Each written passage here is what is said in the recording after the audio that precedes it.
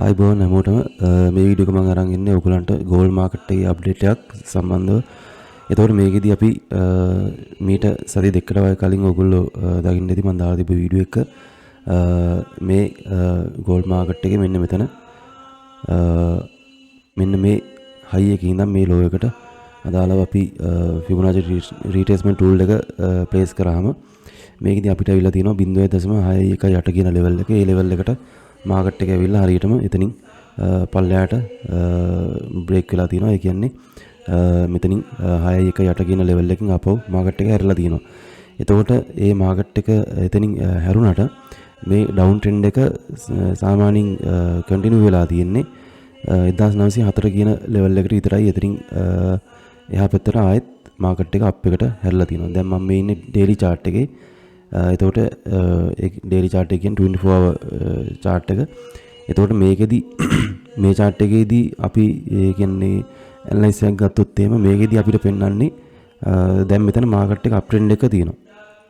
හැබැයි මේක හරියටම අප් ට්‍රෙන්ඩ් එකක් කියලා කන්ටිනියු වෙන්න නම් මුලින්ම මෙන්න මේ 1948 කියන ලෙවල් එක මෙන්න මේ 1948 කියන මේ ලෙවල් එක හරි මේ මෙන්න මේ සෝන් එක බ්‍රේක් කරගෙන මාකට් එක උඩට යන්න ඕනේ. ඊට පස්සේ මේක ස්ට්‍රෝං විදියට අප් ට්‍රෙන්ඩ් එකක් කියලා අපිට සාමාන්‍යයෙන් මේ කන්ෆර්ම් කරගන්න පුළුවන්නේ මෙන්න මේ 1987 කියන ලෙවල් එක.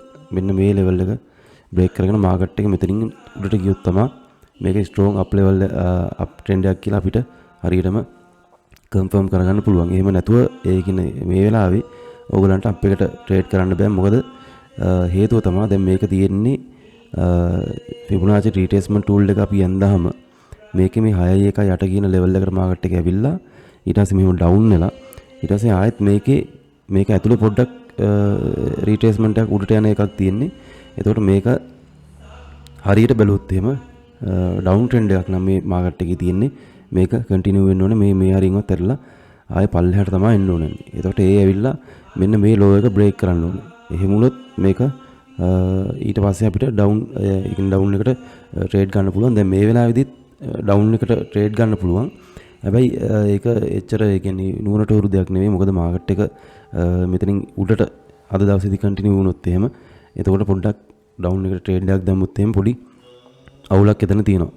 ඒ හින්දා අනිවාර්යයෙන්ම මේ මාකට් එක මෙන්න මේ ලෝ එක බ්‍රේක් කරොත් තමයි ඊළඟට අපිට ට්‍රේඩ් වලට එන්ටර් වෙනවද නැද්ද කියලා අපිට හරියට මේවා කරගන්න පුළුවන්. එතකොට මේ වෙලාවේදී ට්‍රේඩ් එකට එන්ටර් නොවී ඉන්න එක තමයි හොඳම දේ. හේතුව තමයි මේ ඇවිල්ලා තියෙන විදිහට මාකට් එක මෙතනින් උඩට යන්නත් පුළුවන්. එහෙම නැත්නම් දැන් අද දවසේදී මේ කැනල් එක අද දවසේ කැනල් එක හැදෙනවා රෙඩ් කැනල් එකක් විදිහට. එතකොට ඒක මෙතනින් පල්ලෙහාට ආවොත් එහෙම මෙන්න මේ මම මේ මාක් කරලා තියෙනවා ඔයගලන්ට පේනවා මේ ලෙවල්. අන්නේ ලෙවල් වලින් පල්ලෙහාට ආවොත් එහෙම එතනදි තමයි අපිට කන්ෆර්ම් කරගන්න වෙන්නේ ඩවුන් එකට මාකට් එක යන්නේ කියලා. ඉතින් ඔයගලන්ට මේක පුළුවන් මීට වඩා අඩු ටයිම් ෆ්‍රේම් වලට. ඒ කියන්නේ 1 hour ටයිම් ෆ්‍රේම් එකට එහෙම නැත්නම් 4 hour එකට ගිහිල්ලා අන්න ඒ ටයිම් ෆ්‍රේම් වලින් විතරක් කන්ෆර්ම් කරගෙන එතනින් එහාට ට්‍රේඩ් කරන්න පුළුවන්. හැබැයි ඩේලි chart එකේ පෙන්වන්නේ මෙන්න මේ වගේ දෙයක්. අනිවාර්යයෙන්ම ඩේලි chart එක ගැන අවධානයෙන් ඉන්න. මොකද ඩේලි chart එක ගැන අවධානයෙන් ඉන්නේ නැතුව ඔයගලන්ට ට්‍රේඩ් කරන්න අමාරුයි. එතකොට ওই ටික තමයි කියන්න තියෙන්නේ. අපි බලමු මාකට් එකේ මොකක්ද වෙන්නේ කියලා ඊළඟ වීඩියෝ එකේදී.